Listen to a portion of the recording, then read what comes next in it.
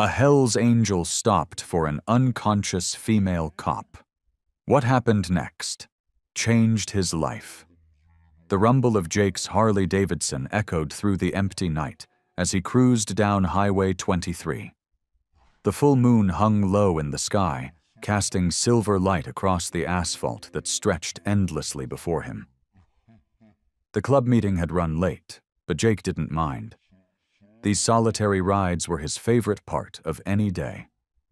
His leather jacket creaked as he adjusted his grip on the handlebars. The wind whipped against his face, and even through his bandana, he could smell the sweet scent of pine trees that lined both sides of the road. Out here, alone with just his thoughts and his bike, Jake felt truly free. The speedometer hovered around 60 as he leaned into a gentle curve. His headlight cut through the darkness, illuminating the yellow lines that disappeared beneath his wheels. The steady thrum of the engine vibrated through his body, as familiar as his own heartbeat. Jake's mind wandered to the meeting he'd just left. The other Angels had been rowdier than usual tonight, talking big about territory disputes and showing off their newest bikes. He'd stayed quiet through most of it, nursing his cola while the others downed beer after beer.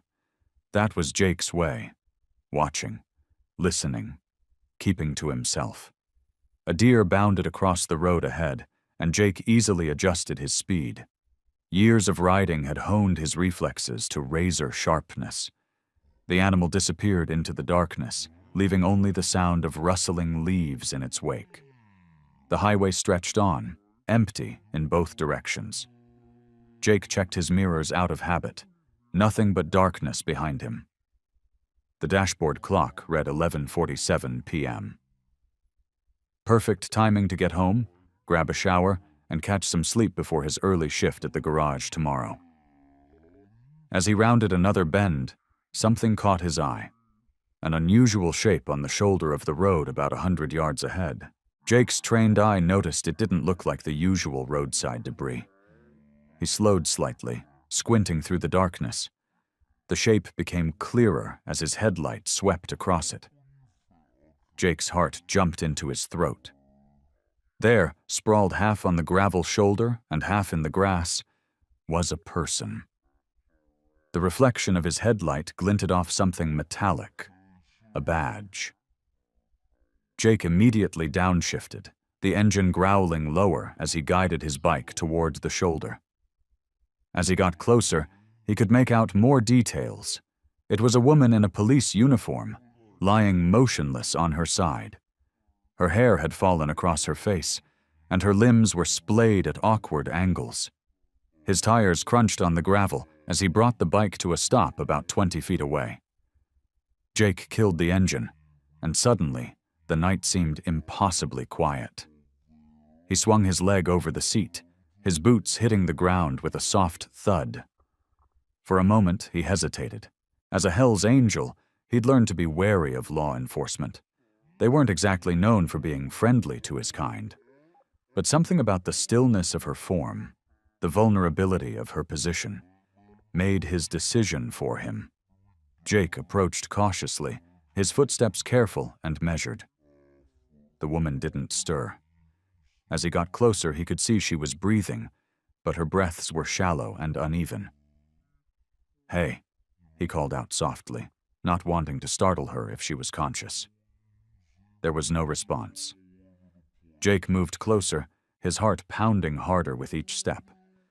The officer's uniform was dirty and scraped, and there was a small trickle of blood near her hairline. Something bad had happened here, and recently. Jake knelt beside the unconscious officer, all thoughts of personal safety forgotten, as he realized just how serious the situation might be. Jake's hands hovered uncertainly over the injured officer as he took in her condition. Her breathing was shallow but steady. The streetlight above cast just enough light for him to see a nasty bruise forming on her temple. Her uniform was torn at the shoulder, and scrapes covered her exposed skin. "Ma'am, can you hear me?" Jake kept his voice gentle, not wanting to startle her. No response. He pulled out his cell phone, his fingers trembling slightly as he dialed 911. The dispatcher's voice crackled through the speaker. 911, what's your emergency? I found an unconscious police officer on Highway 23, about 2 miles south of the Pine Creek exit. She's breathing but not responding. Looks like she might have been hit by a vehicle. Jake's voice was steady despite his racing heart. Is she bleeding anywhere? Jake carefully examined her again. Small cut on her forehead, nothing major that I can see, but she's got some nasty scrapes and bruises. Do not move her, the dispatcher instructed. Emergency services are on their way. Stay on the line with me. Jake set the phone on speaker and placed it on the ground beside him. The officer's face was pale in the moonlight, her features delicate despite the bruising. She couldn't have been much older than him. I'm going to check your pulse, ma'am, he said softly, though he knew she probably couldn't hear him. Her skin was cool as he pressed 2 fingers against her neck. The pulse was there, a bit fast, but strong. A soft moan escaped her lips. Jake leaned closer. Hey, can you hear me? Her eyelids fluttered. What? She mumbled, trying to move. Don't try to get up, Jake said quickly. You're hurt. Help is coming. Her eyes opened halfway, unfocused and confused. Everything hurts, she whispered. I know. Just stay still. Without thinking, Jake reached for her hand. To his surprise, she gripped it weakly. Who? She started to ask, but her eyes closed again. I'm Jake. Found you on the side of the road. He squeezed her hand gently. What's your name? Lily, she breathed, before slipping back into unconsciousness. The dispatcher's voice came through the phone. Sir, are you still there? Yeah, she woke up for a moment. Said her name is Lily. Jake could hear sirens in the distance now, growing louder. He kept holding Lily's hand, watching her chest rise and fall with each breath. Her fingers would occasionally twitch in his, and sometimes her eyes would flutter open, though she didn't speak again. The night air had grown cooler, and Jake noticed Lily shivering slightly. He shrugged off his leather jacket and carefully draped it over her, making sure not to move her. Hang in there, Lily, he murmured. Help's almost here. Her eyes opened again, clearer this time. She looked at him with confusion. Then fear. Then something else. Trust, maybe? Before consciousness slipped away once more. The sirens were very close now. Jake could see the flashing lights reflecting off the trees, getting brighter with each passing second. Still, he didn't let go of Lily's hand, anchoring her to consciousness as best he could while they waited for help to arrive. Red and blue lights painted the highway in harsh flashes as the ambulance pulled up alongside them. 2 paramedics jumped out, their movements quick and practiced. Jake reluctantly let go of Lily's hand and stepped back, giving them space to work. What happened here? One of the paramedics asked, kneeling beside Lily. Found her unconscious. Looks like she might have been hit by a car, Jake explained, running a hand through his hair. She came to for a few moments but wasn't very coherent. The paramedics worked efficiently, checking her vitals and carefully securing a neck brace. Jake watched, his leather jacket still draped over Lily's body. Something tugged at his chest as he observed their swift movements, a feeling he couldn't quite name. BP's a bit low, one paramedic called out. Possible concussion. Let's get her loaded up. They transferred Lily onto a backboard, then lifted her onto the gurney. As they raised it to its full height, Jake's jacket slipped off. He stepped forward to retrieve it, but hesitated. Keep it on her, he said. She was shivering earlier. The female paramedic nodded, tucking the jacket around Lily before they wheeled her to the ambulance. Jake stood rooted to the spot, watching as they loaded her in. The red and blue lights continued their relentless dance across the pavement, across his face, across the empty stretch of highway where he'd found her. He should leave. He'd done his part, called for help, stayed until they arrived. But something kept him there, watching the ambulance doors close with a definitive click. "Hey!" the female paramedic called out. "We're taking her to St. Mary's. If you want to follow." Jake nodded, already walking toward his bike. The ambulance pulled away, sirens wailing into the night, and Jake kicked his motorcycle to life, following at a respectful distance. At St. Mary's emergency department, Jake found himself pacing in the waiting room. He'd given his statement to the police officers who'd shown up, explaining how he'd found her. They'd seemed skeptical at first, a Hell's Angel helping a cop, but his story was straightforward, and there were no other witnesses to question. Time crawled by. Jake made his way to the coffee machine, got himself a cup of the bitter hospital brew. As he walked back toward the waiting area, he passed by the nurses' station. 2 nurses were speaking in hushed tones, but their words carried clearly in the quiet hallway. "Can you believe it? Senator Wheeler's daughter," one nurse whispered. "Poor thing." Jake froze mid-step, coffee forgotten in his hand. "The officer they brought in?" the other nurse asked. "That's Lily Wheeler?" "Yes, and keep your voice down. The senator's already been notified. He's on his way, and you know how he is about publicity." "Oh God, yes. Especially with his anti-gang campaign. Remember that speech he gave last month? The one about cleaning up the streets and getting rid of those motorcycle gangs?" "The Hell's Angels," the first nurse nodded. "He's made them his personal crusade. Says they're everything that's wrong with this city." Jake's stomach dropped. The coffee in his hand suddenly felt ice cold. Senator Wheeler, the man who'd been trying to destroy the Hell's Angels for years, the politician who'd called them thugs and criminals at every opportunity. That was Lily's father. He looked down at his vest with its patches and insignia, suddenly very aware of who and what he was. The weight of his colors felt heavier than ever before. Jake slumped into one of the hard plastic chairs in the waiting room, his mind racing. The coffee in his hand had gone cold, untouched.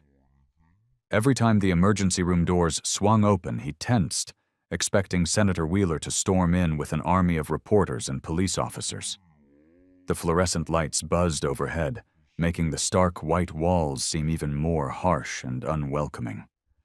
A clock on the wall ticked away the minutes with agonizing slowness. Other people in the waiting room cast occasional suspicious glances his way.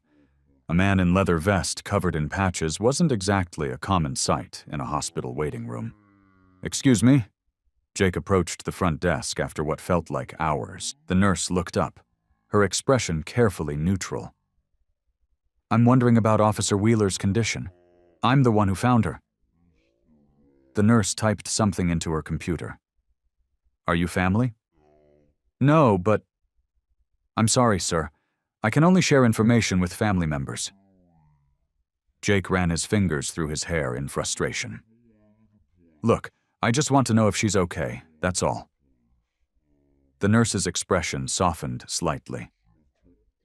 "She's stable. That's all I can tell you." Relief flooded through him. At least she was alive. He returned to his seat, checking his phone. Several missed calls from his club brothers. They'd be wondering where he was, but he couldn't bring himself to leave. Not yet. A commotion at the entrance drew his attention. 2 police officers walked in, speaking in low voices with the desk nurse. Jake's heart rate picked up, but they weren't looking his way. Yet, finally, after another hour of waiting, a different nurse approached him. "Sir, Officer Wheeler is awake, and she's asking about the person who found her. Would you like to see her?" Jake stood up, his leather jacket creaking. "Yeah, thanks." He followed the nurse through the sterile corridors to a small room. Lily lay in the hospital bed, looking pale but alert. Various machines beeped steadily around her. His jacket was folded neatly on a chair beside her bed. "Hey," he said softly, hovering in the doorway. "How are you feeling?" Lily's eyes focused on him, then widened as she took in his appearance. The vest, the patches, the leather. Her hand moved slightly toward the call button. "It's okay," he said quickly, holding up his hands. "I'm the one who found you on the road. Called the ambulance." She stared at him for a long moment, her face unreadable. Then her expression hardened. "You're a Hell's Angel." "Yes, but I remember headlights," she said, her voice gaining strength. "A motorcycle engine right before I was hit." Jake felt the blood drain from his face. "Wait, no, that wasn't me. I found you after—" "Get out!" she said, her voice cold. Her hand found the call button and pressed it firmly. "You're under arrest for attempted murder of a police officer." "You've got it wrong," Jake protested, taking a step back. "I was trying to help." The two police officers from the waiting room burst through the door, hands on their weapons. "Step away from Officer Wheeler," one commanded. Jake raised his hands slowly, his heart pounding. "This is a mistake. I didn't hit her. I was trying to help." "Tell it to the judge," Lily said weakly from the bed. "I know what I heard. I know what I saw." The officers moved forward, handcuffs ready. Jake could see in their eyes they'd already made up their minds about him. One Hell's Angel, one injured cop. To them, it was an open and shut case.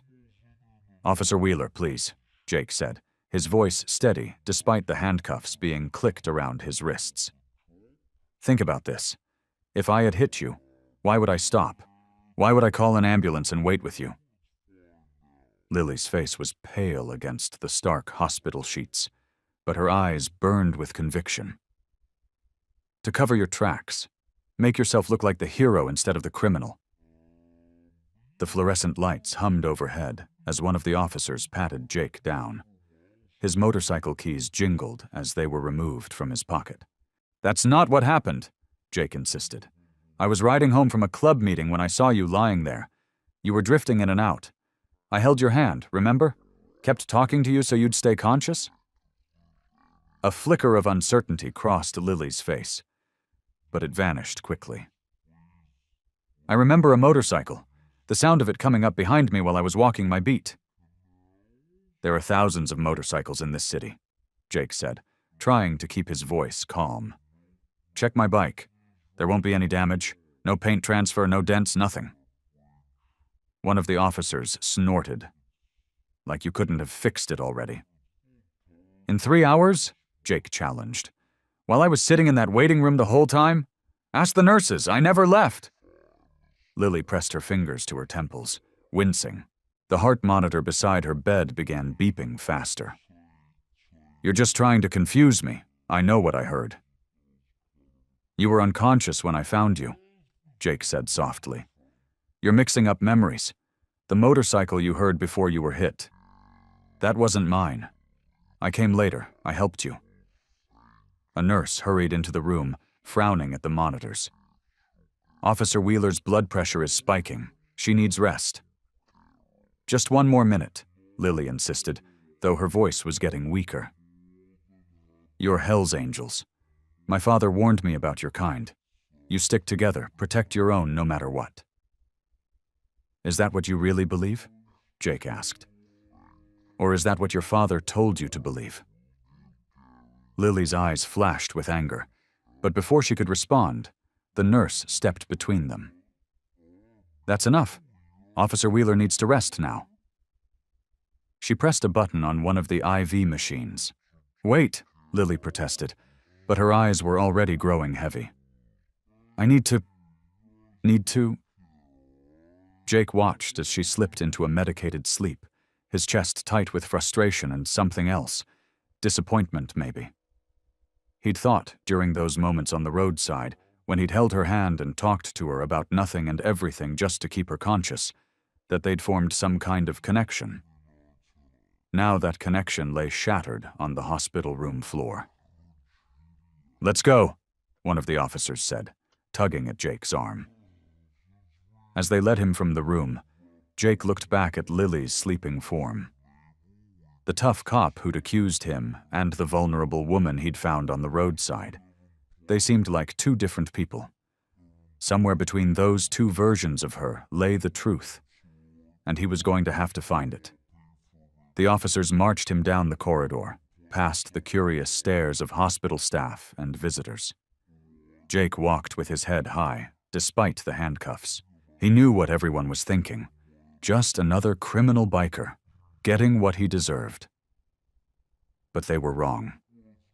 He'd done the right thing, and somehow he was going to prove it. For now, though, all he could do was cooperate and hope that the truth would come out. His good deed had turned into a nightmare, but he couldn't bring himself to regret stopping to help.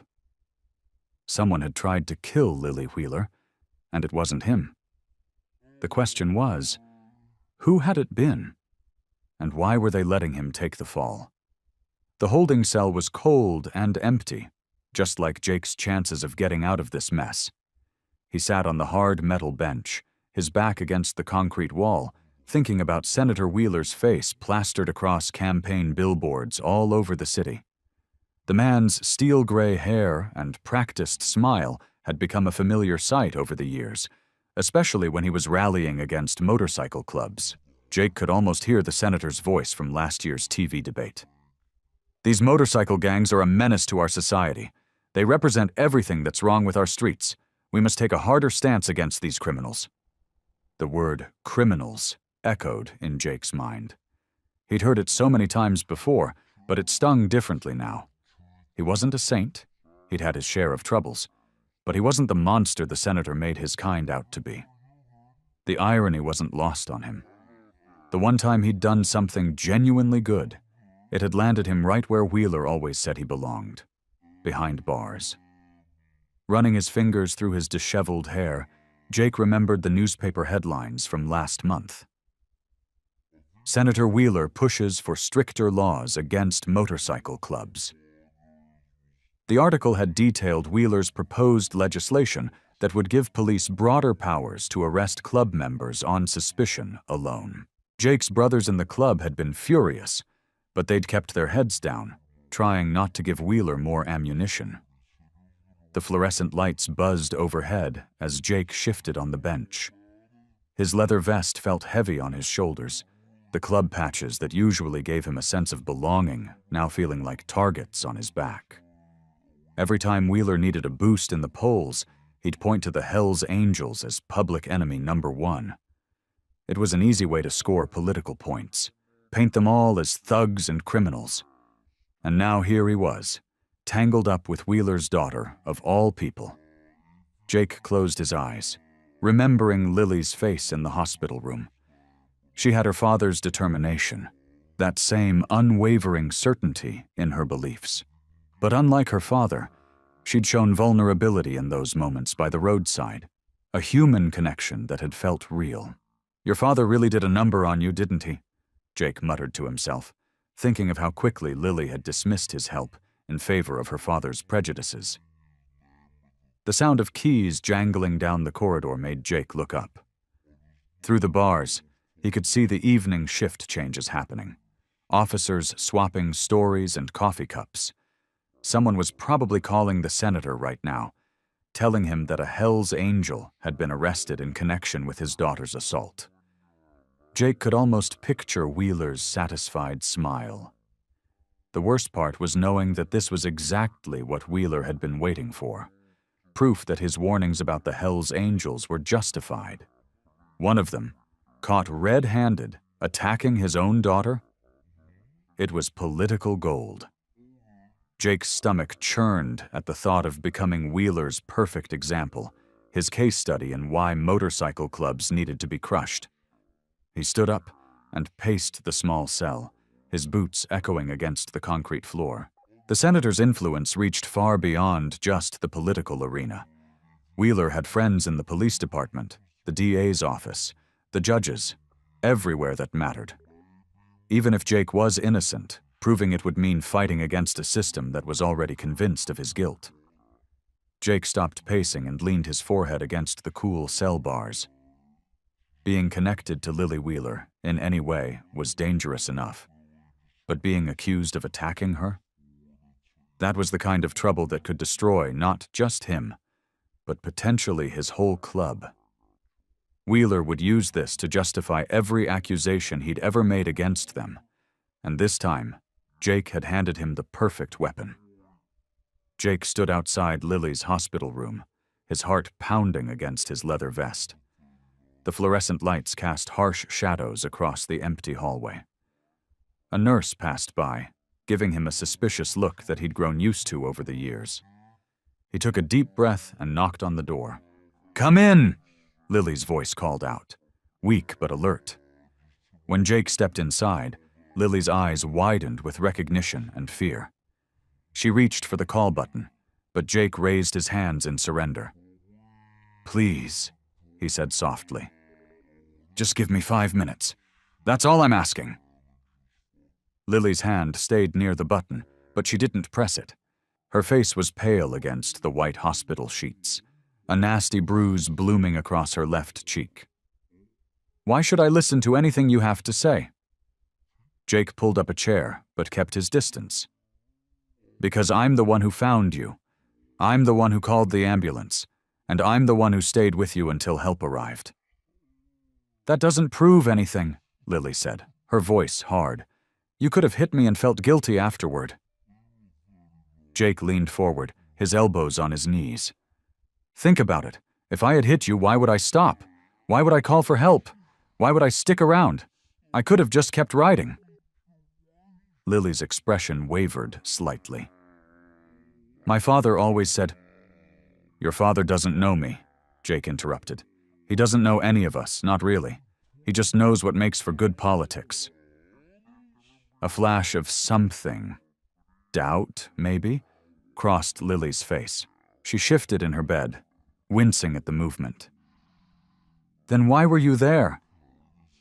"I was heading home from a club meeting. Wrong place, right time, I guess." Jake ran a hand through his hair. "Look, I know what you think of me, what your father's taught you to think of people like me. But I'm not your enemy here."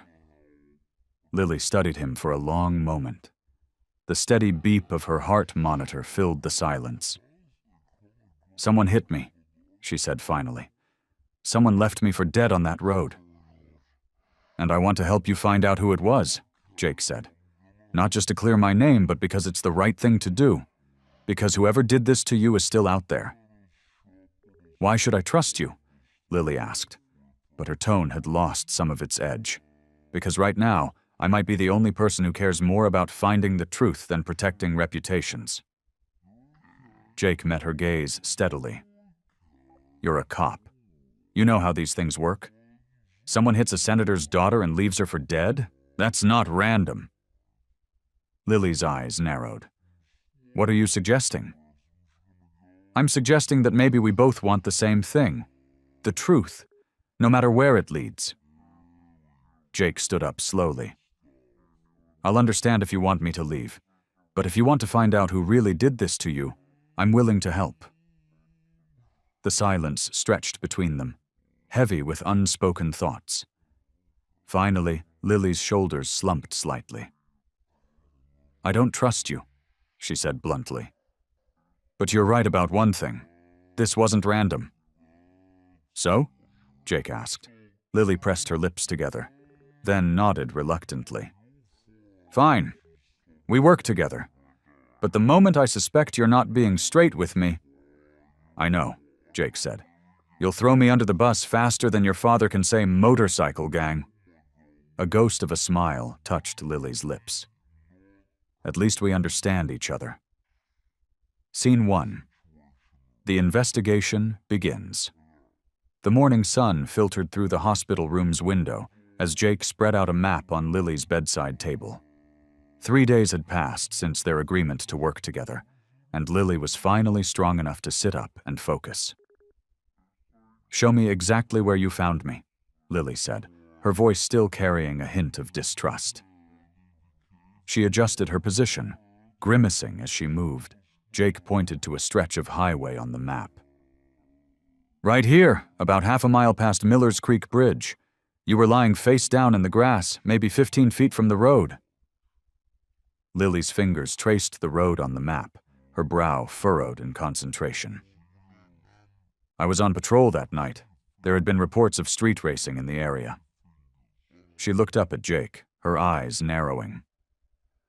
Your club wasn't involved in that, was it? No, Jake said firmly, meeting her gaze. We don't do that kind of thing. Besides, I was coming from the opposite direction when I found you. Lily nodded slowly, though Jake could tell she wasn't entirely convinced. I remember pulling someone over, she said, pressing her fingers to her temples. A dark-colored vehicle. After that, everything's blank. Dark-colored isn't much to go on, Jake said. He pulled out his phone and showed her a photo. But I took some pictures of the scene before the ambulance arrived. Thought they might be useful. Lily reached for the phone, surprised by his forethought.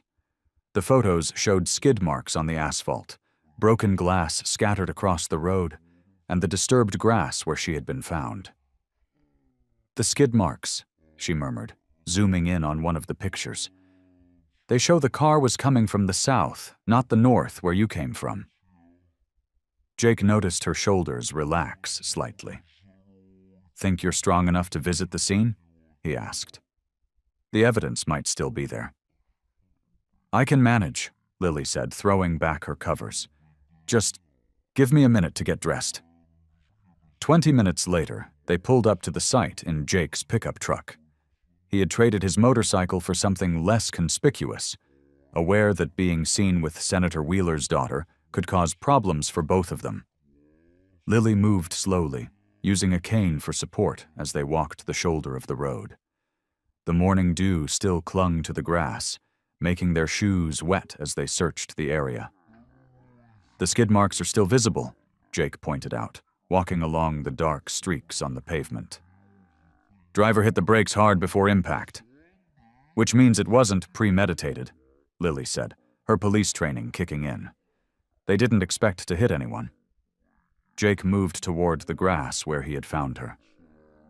Something caught his eye, a glint of red plastic partially buried in the dirt. He knelt down and carefully dug it out.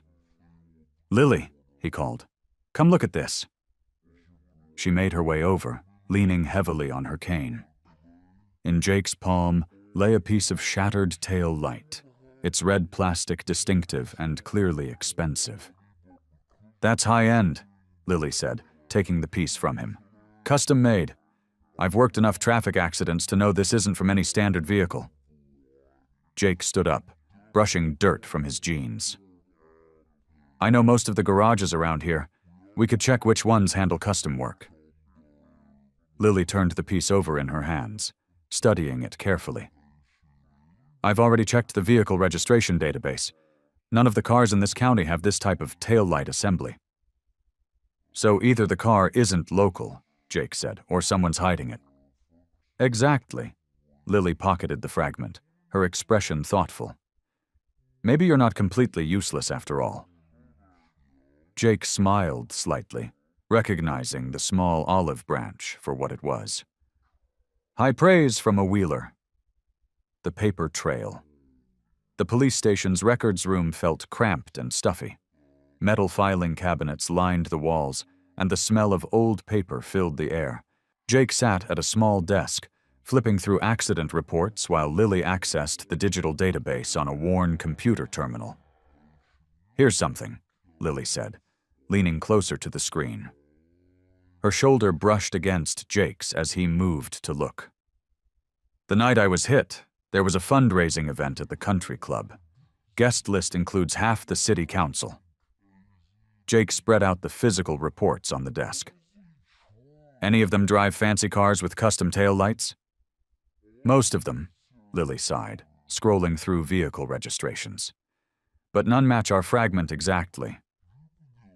She rubbed her temples, frustration evident in her gesture. Jake noticed her discomfort. Maybe we should take a break. You're still recovering. I'm fine, she snapped, then softened her tone.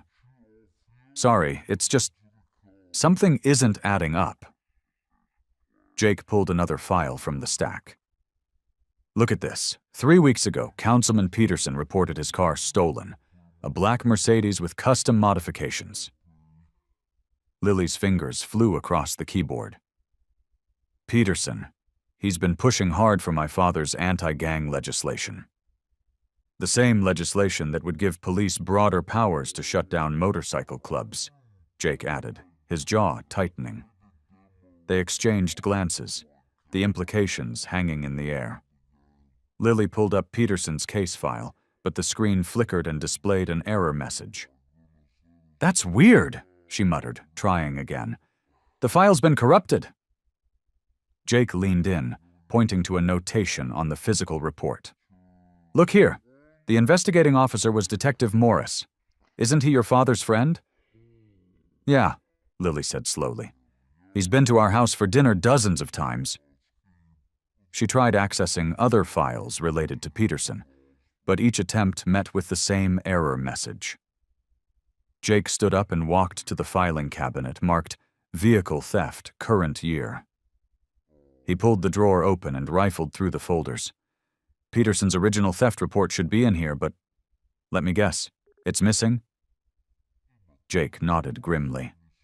Someone's gone through a lot of trouble to bury this. Lily pushed back from the computer, her face pale with anger.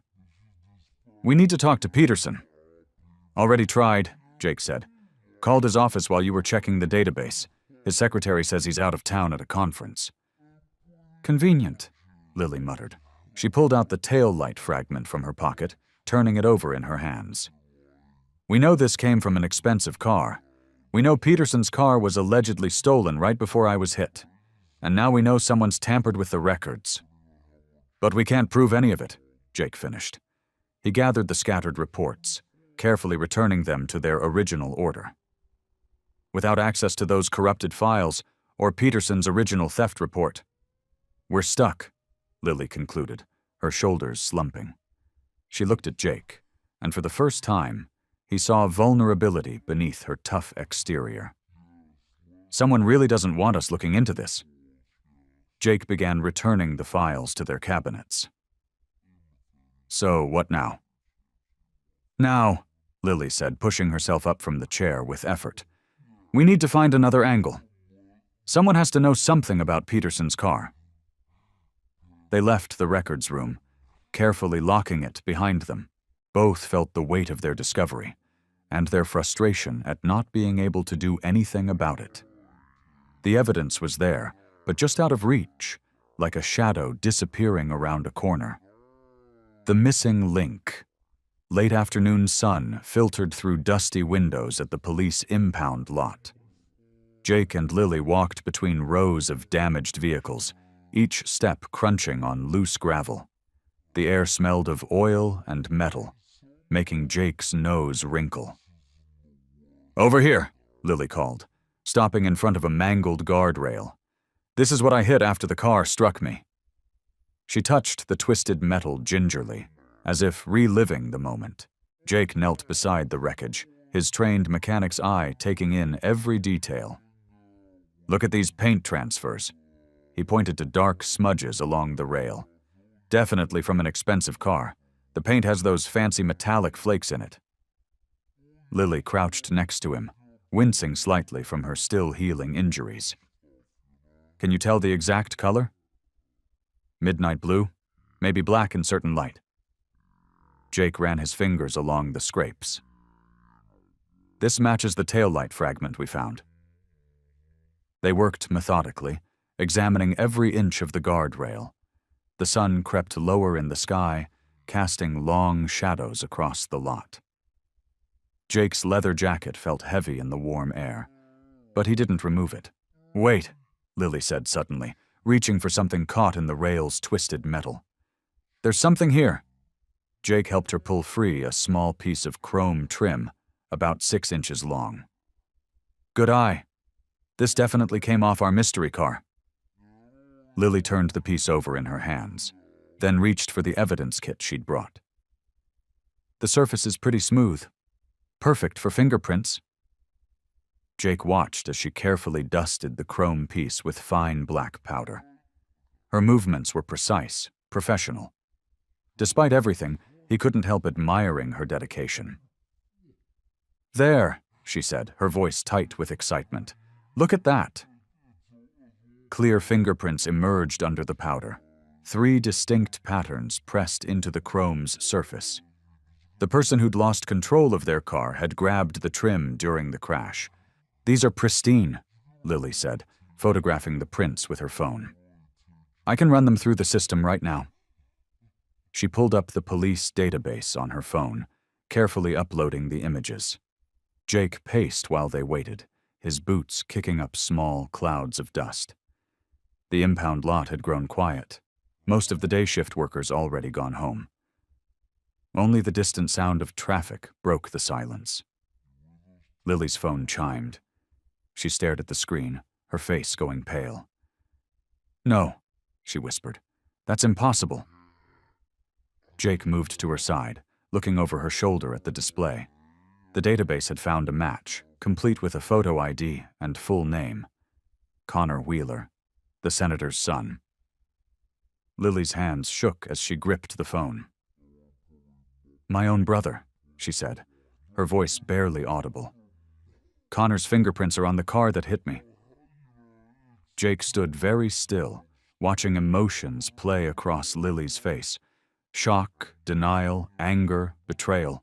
The piece of chrome trim lay forgotten on the ground between them, the fingerprints now telling a story neither of them had expected. "I knew Connor was ambitious," Lily said, more to herself than to Jake.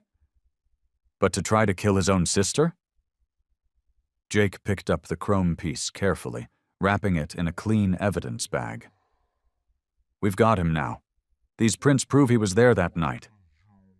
But Lily's expression had turned hard, her police training taking over despite the personal betrayal. "We need more," she said. "Connor will claim he was there after the fact, trying to help. We need to prove he was driving." The sun had nearly set now, casting long shadows across the impound lot. They had their first real break in the case, but it had come with a bitter price. Lily's own brother had tried to kill her, and they both knew this was just the beginning of an even darker truth. Scene 1. The meeting. The cafe buzzed with afternoon activity as Jake and Lily waited at a corner table. Late summer sunlight streamed through large windows, casting warm patches across the polished wood floor. Jake fidgeted with his coffee cup, feeling out of place in his leather jacket among the business lunch crowd. "Are you sure about this?" he asked, watching Lily check her phone for the 10th time. Lily nodded, her jaw set firm. "Connor won't make a scene in public. That's not his style." She wore her off-duty clothes, jeans and a simple blouse, but Jake noticed she sat with the same alert posture she had on duty. The bell above the door chimed. Connor Wheeler strode in, dressed in an expensive suit that probably cost more than Jake's motorcycle. His confident smile faltered slightly when he spotted Jake sitting with his sister. "Lily," Connor said, pulling up a chair. "I didn't realize you'd be bringing company." He glanced at Jake with barely concealed disdain. "Cut the act, Connor," Lily said, her voice low but sharp. "We found your fingerprints on evidence from the night I was hit." Connor's expression didn't change, but Jake noticed his hands tighten slightly on the table's edge. "What are you talking about?" "Chrome trim piece," Jake said, meeting Connor's gaze. "From the car that ran your sister off the road. Your prints were all over it." A waitress approached their table, but Connor waved her away with a practiced smile. He leaned back in his chair, straightening his tie. "Of course my prints were there. I arrived right after the accident happened." "What?" Lily's eyes narrowed. "You never told me you were there that night." "I was driving home from a campaign fundraiser," Connor said smoothly. "Saw the emergency vehicles and recognized your patrol car. I stopped to check on you, but the paramedics were already loading you into the ambulance." Jake watched Connor's face carefully. The man was good. His story came out natural and easy, like he was discussing the weather. Too easy. "That's convenient," Jake said. "Why didn't you come to the hospital?" "I did, actually." Connor's smile turned sympathetic. You were unconscious, sis. I spoke with your doctor and left once I knew you were stable. Had an early meeting the next morning I couldn't miss. Lily pulled out her phone, thumbing through files. There's no record of you visiting the hospital that night. Must be a clerical error. Connor shrugged. I can get statements from people at the fundraiser confirming I was there until 10. The accident happened around 11, right? Plenty of witnesses saw me leaving the event. Jake felt his frustration rising. Connor had an answer for everything, delivered with perfect political polish. But something in the man's eyes, a hint of satisfaction, maybe, made Jake's skin crawl. Why didn't you mention being there before now? Lily pressed, her voice trembling slightly. When I was investigating the hit and run? Honestly? Connor spread his hands. I didn't think it was relevant. I arrived after the fact, saw you were getting medical attention, and followed up at the hospital. What else could I add to the investigation? A tense silence fell over the table. Jake could see doubt creeping into Lily's expression. Connor's alibi seemed solid, but Jake had known enough liars in his life to recognize when someone was performing rather than telling the truth. Connor checked his watch, a flashy piece that probably cost more than most people made in a month. Look, I have another meeting to get to. I'm sorry I couldn't be more help, but I'm sure you'll find whoever did this. He stood, adjusting his suit jacket. Take care, sis, Mr. He paused, deliberately not remembering Jake's name, then walked away without finishing the sentence. Jake and Lily sat in her small apartment, surrounded by stacks of newspapers and campaign materials. The evening light cast long shadows across the cluttered coffee table as they pieced together Connor's recent activities. Look at this, Lily said, pushing a newspaper article toward Jake. The headline read, Wheeler Dynasty. Senator's son announces bid for city council. She traced her finger along the text. This was published 3 days before the hit and run. Jake leaned closer, his leather jacket creaking. Your brother's running for office? Not just any office. Lily's voice was tight. He's going for the same district where I work as an officer, where the attack happened. Jake rubbed his chin, connecting the dots. A cop getting attacked in his district. Would make the area look unsafe, Lily finished. Perfect timing for someone promising to clean up the streets. She stood up and started pacing, her hands clenched. Connor's whole campaign is built around law and order. What better way to prove his point than having his own sister become a victim? Jake watched her move back and forth, seeing the pain of betrayal in every step. We need more than speculation, Lily. Your brother's got his alibi locked down tight. Lily stopped suddenly, her eyes widening. The dash cam. What? My patrol car's dash cam. She rushed to her laptop. It would have been recording that night. I never thought to check it because... She paused, looking embarrassed. Because I was so sure you were involved. Jake moved to stand behind her as she logged into the police database.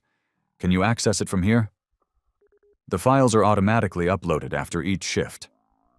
Her fingers flew across the keyboard. Here it is. The video showed a dark stretch of road, illuminated only by headlights. Lily's voice came through, calling in her location for a routine patrol. Then headlights appeared in the rear view, growing brighter. There, Jake pointed. The car that hit you. They watched as the vehicle swerved toward Lily's patrol car, forcing her off the road. The crash itself happened off camera, but the audio continued recording. Through the static and noise, they heard something that made them both freeze. A car door opened. Footsteps approached. Then, clear as day, Connor's voice. Sorry, sis. Nothing personal. Just politics. Lily's hand flew to her mouth. Jake placed a steadying hand on her shoulder as they listened to the sound of the car driving away, leaving Lily unconscious on the roadside. That's why he was so ready with his alibi, Jake said quietly. He knew exactly when it happened because he was there. Lily's shoulders trembled under his hand. My own brother. She took a deep breath, straightening up. We need to make a copy of this right now. Connor has friends in the department. This recording could disappear if we're not careful. Jake watched as she transferred the file to a secure drive, noting how her hands shook despite her determined expression. The betrayal of family cut deep, but Lily's strength showed in her refusal to look away from the truth. What now? He asked as she finished the backup. Now we take this to someone who can't be bought, Lily said, her voice steady despite the emotion in her eyes. Someone outside my father's influence. She clutched the drive containing the damning evidence, proof of her brother's calculated betrayal. The recording had changed everything. What started as a simple hit and run had revealed itself as something far more sinister. A calculated political move by a man willing to sacrifice his own sister for power. Jake's motorcycle roared through the evening traffic, with Lily holding tight behind him. The secured flash drive felt heavy in her jacket pocket as they made their way to Connor's campaign office. The tall glass building reflected the setting sun, its polished exterior hiding the corruption within. You sure about this? Jake asked as they parked, his face serious beneath his messy dark hair. He needs to know we have him, Lily said, straightening her leather jacket. Maybe he'll do the right thing if he sees there's no way out.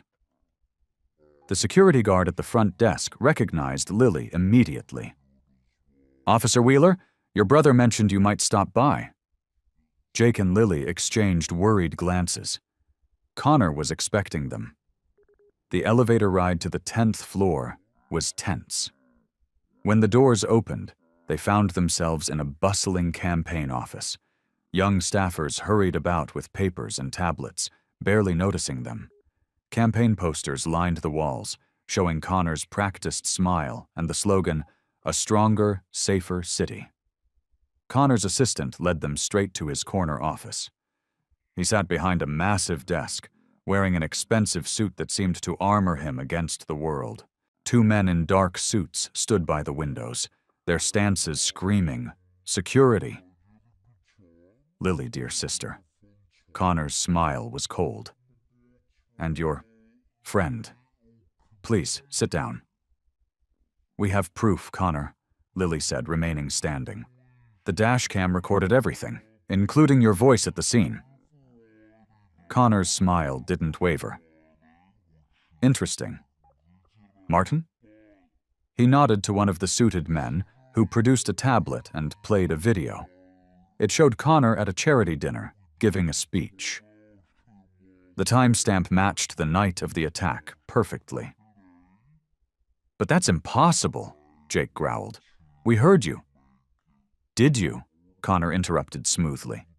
Because according to official records, I was speaking to 300 witnesses that night. The video's been verified by multiple sources. Lily pulled out the flash drive. We have the recording right here. Connor spread his hands. By all means, play it. His confidence made Lily's stomach sink. She connected the drive to Connor's computer and clicked play. Static. Nothing but static. No, Lily whispered. No, this isn't possible. We just listened to it. Computers can be so unreliable, Connor said with fake sympathy. Files corrupt all the time, especially when they're accessed without proper authorization. That could be serious, Lily, accessing police files for personal reasons. Jake stepped forward, his fists clenched. The security men tensed, but Connor waved them back. Let's be reasonable, Connor continued. These wild accusations? They could hurt a lot of people. Your career, Lily. Your friend's freedom. After all, Hell's Angels don't have the best reputation with law enforcement. You're threatening us, Lily said, her voice shaking with anger. I'm being practical. Politics is about perception, sister. Right now, you're a brave officer who survived a tragic accident. Wouldn't it be better to leave it at that? Jake and Lily stood in stunned silence, watching as Connor casually shuffled some papers on his desk. The weight of his influence pressed down on them like a physical force. Every angle they might try had been anticipated and blocked. "Now, if you'll excuse me," Connor said, "I have a fundraising dinner to prepare for. Martin will show you out." He turned to his computer, dismissing them completely. As they were escorted to the elevator, Lily's shoulders slumped. The recording was gone. Connor's alibi was bulletproof, and they'd just been shown exactly how much power they were really up against. The doors closed on Connor's world of influence and corruption, leaving them alone with the crushing realization that this fight was far bigger than they'd imagined. Chapter 13. The Power of Politics. Jake slammed his fist against the brick wall outside Connor's campaign building. The rough surface scraped his knuckles, but he barely noticed the pain. Lily paced nearby, her phone pressed to her ear as she tried one last time to reach her contact at the police department. "Nothing," she said, shoving the phone into her pocket. "Detective Roberts won't even take my call anymore." The evening had turned chilly, and the streetlights cast long shadows across their faces. Jake watched as campaign workers filed out of the building, chattering about their upcoming victory party. Everything seemed so normal to them, so uncomplicated. "We need to try something else," Jake said, running his hands through his hair in frustration. "Maybe if we go back to the accident scene?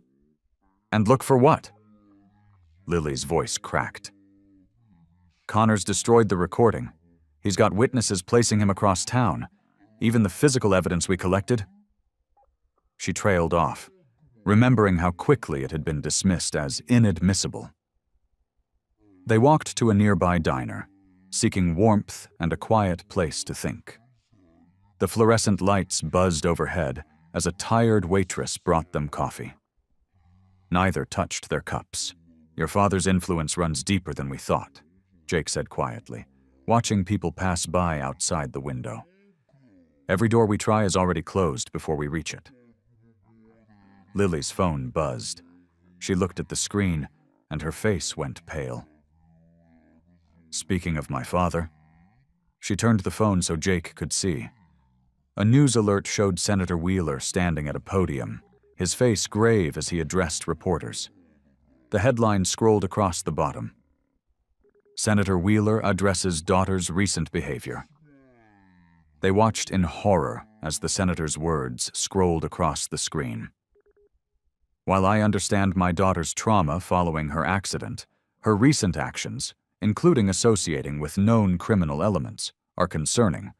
We believe she may be suffering from post-traumatic stress and possibly confusion from her head injury." "He's trying to discredit you," Jake said, his voice low with anger. "Both of us," Lily corrected, reading further. "Listen to this. The individual in question, a member of the Hellsangels motorcycle gang, has a history of anti-establishment behavior. We have reason to believe he may be manipulating my daughter's vulnerable state for his own agenda." More notifications began flooding Lily's phone. Colleagues, friends, even her partner at the precinct, all sending messages asking if she was okay, if she needed help, if she was thinking clearly. "They're painting me as unstable and you as a criminal mastermind," Lily said, switching her phone off in disgust. "No one's going to believe anything we say now." Jake watched as news vans began pulling up outside the diner. Someone must have recognized them through the window. "We need to go," he said, throwing some cash on the table. They slipped out the back door just as reporters started pouring in through the front. Jake led them through alleyways until they reached his motorcycle, parked several blocks away. "My father's made his move," Lily said, her voice hollow. "He's using everything he has, his influence, the media, my own reputation as a cop, to shut us down." Jake started his bike, the engine's rumble matching the storm of emotions in his chest. "Where to?" Lily looked back toward the city center, where the lights of her father's office building touched the clouds. Everything she'd worked for, her career, her credibility, it was all being stripped away by the very people she should have been able to trust most. "Somewhere quiet," she said, climbing on behind Jake. "We need to rethink everything." They rode off into the night, leaving behind the growing media circus and the weight of the senator's words. For now, they had no choice but to retreat and regroup, knowing that the truth they fought for was slipping further away with each passing moment. Jake stared at his half-packed duffel bag on the motel bed. The neon sign outside his window flickered, casting an unsteady red glow across the worn carpet. His leather jacket lay draped over a chair, the Hell's Angels patch catching the light. Everything he owned could fit in that bag, the life of a man always ready to move on. The TV droned in the background, another news report about Senator Wheeler's troubled daughter and her dangerous associations. Jake clicked it off, unable to stomach any more of the lies. He stuffed another shirt into the bag, trying to convince himself this was the right choice. A knock at the door made him freeze. Through the thin curtains, he could make out a familiar silhouette. "I know you're in there, Jake," Lily called out. "Open up." He hesitated, then walked to the door. Lily stood there, wearing civilian clothes instead of her uniform, her badge notably absent. Dark circles under her eyes matched his own. "Planning to run?" she asked, pushing past him into the room. Her eyes landed on the duffel bag. "It's better this way," Jake said, closing the door. "Your father's turned the whole city against us. Maybe if I'm gone, you can salvage what's left of your career." Lily picked up his leather jacket, running her fingers over the patch. "Is this what you do? When things get tough, you just ride away?" "This isn't about being tough," Jake argued, pacing the small room. "Your father's got the media, the police, even your own colleagues believing his story. We're fighting a losing battle." "Since when does a Hell's Angel back down from a fight?" Lily challenged, tossing his jacket at him. "The Jake I've gotten to know over the past few days wouldn't give up just because some politician made things difficult." Jake caught the jacket, the familiar weight of it in his hands. "Your brother tried to kill you, Lily. Your father's covering it up. These people, they've got power we can't touch." "That's exactly why we can't stop," Lily said, her voice firm. She pulled something from her bag, a small USB drive. "Remember that security camera near the accident site? The one that mysteriously malfunctioned that night?"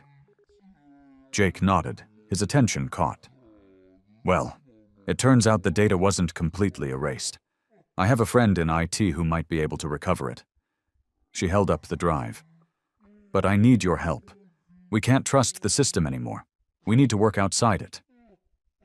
Jake set his jacket down, hope stirring in his chest despite his attempts to squash it. "Your father's people will be watching every move you make." "Then it's a good thing I've got a partner who knows how to operate in the shadows," Lily said with a slight smile. "Unless you're still planning to run?" Jake looked at his half-packed bag, then back at Lily. She stood there, determined and unbroken despite everything she'd lost. Her career, her family's trust, her reputation, all sacrificed in the pursuit of truth. He walked to the bed and upended the duffel bag, clothes spilling onto the mattress. "Your brother needs to answer for what he did," he said, "and your father needs to learn he can't buy the truth." "So you're in?" Lily asked. Jake picked up his leather jacket and slipped it on, feeling its familiar comfort. "I'm in. But we do this smart. No more playing by their rules." Lily's relief was visible as she nodded. "We'll find a way to expose them, even if we have to tear down every wall they've built to hide behind." Scene 1.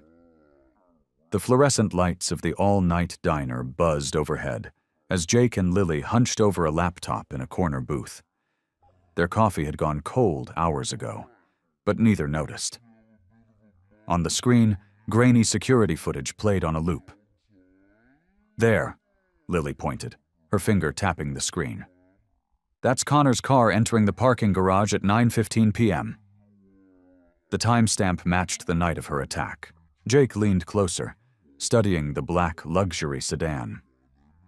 but his alibi puts him at the charity dinner until midnight. Exactly. Lily pulled out her notebook, flipping to a page filled with hastily scribbled times and locations. The dinner was across town. There's no way he could have been in both places. The waitress approached their table, coffee pot in hand. Jake casually closed the laptop as she topped off their cups. They'd learned to be careful. Connor's influence reached far. Once the waitress moved away, Lily continued in a low voice. My IT friend managed to recover more than just the garage footage. Look at this. She produced several printed bank statements from her bag. Jake's eyes widened as he scanned the documents. These are from your brother's private account? Multiple accounts, Lily corrected, spreading the papers across the table. All receiving large deposits from shell companies in the weeks leading up to the attack. Jake grabbed a pen and started circling dates. These match up with your father's campaign events. Every time he made a public appearance condemning the Hells Angels. Connor received another payment, Lily finished.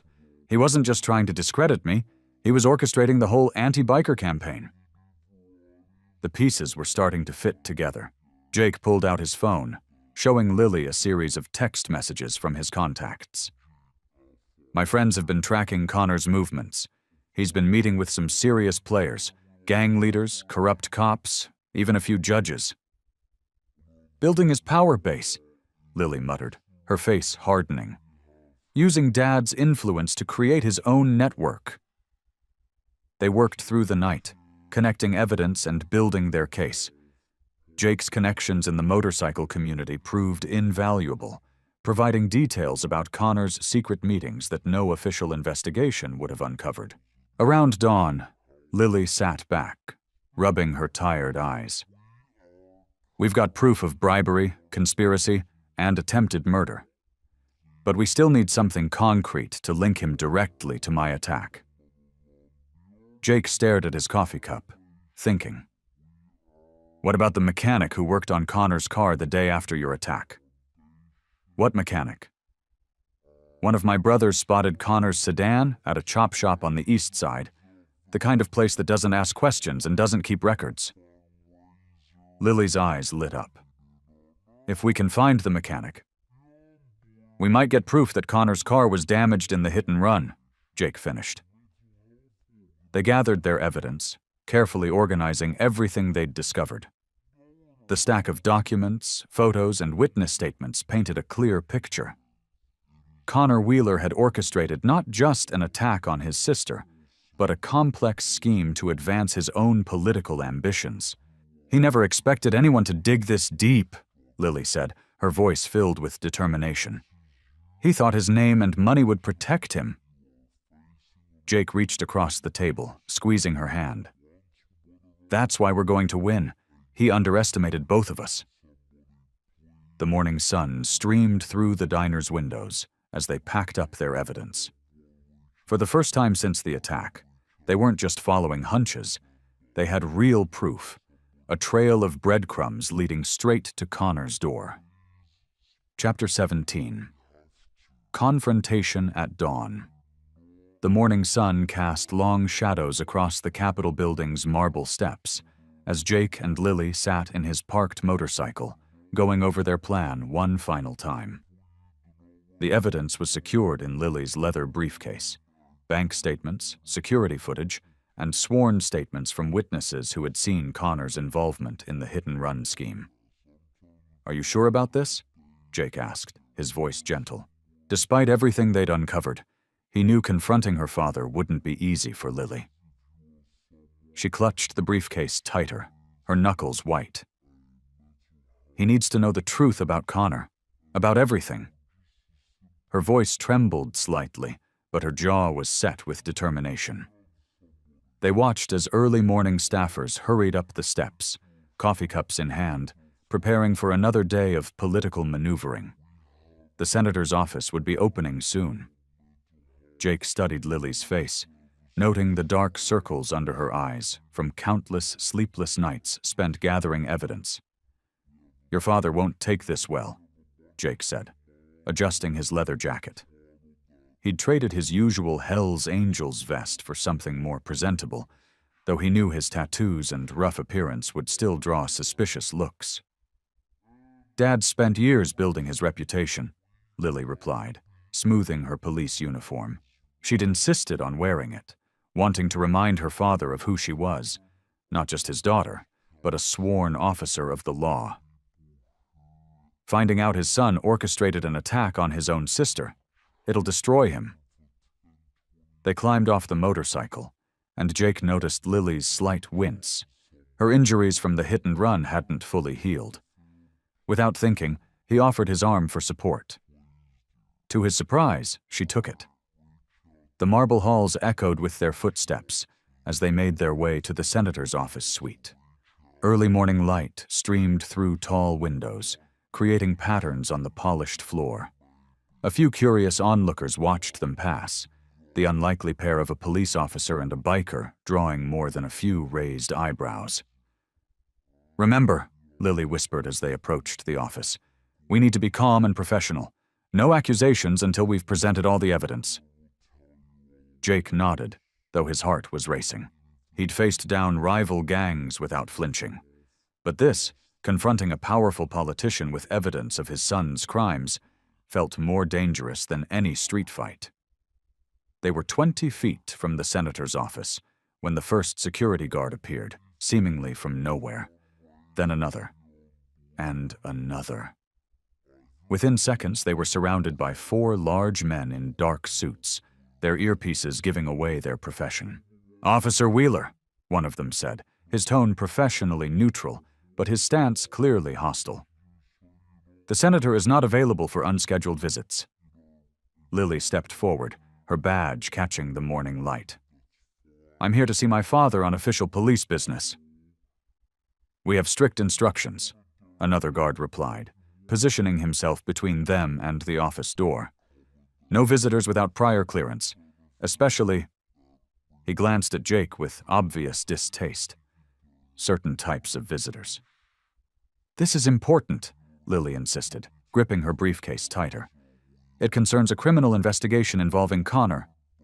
"Miss Wheeler," the first guard cut her off, his voice dropping to a whisper. "This is your only warning.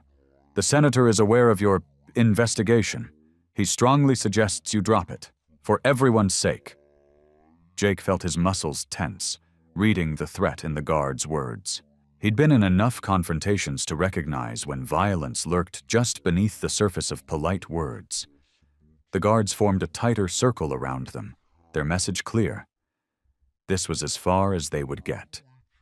Jake could feel Lily trembling beside him, though whether from anger or fear, he couldn't tell. "Think carefully about your next move," the guard said, his hand resting casually on his concealed weapon. "Some doors are better left unopened."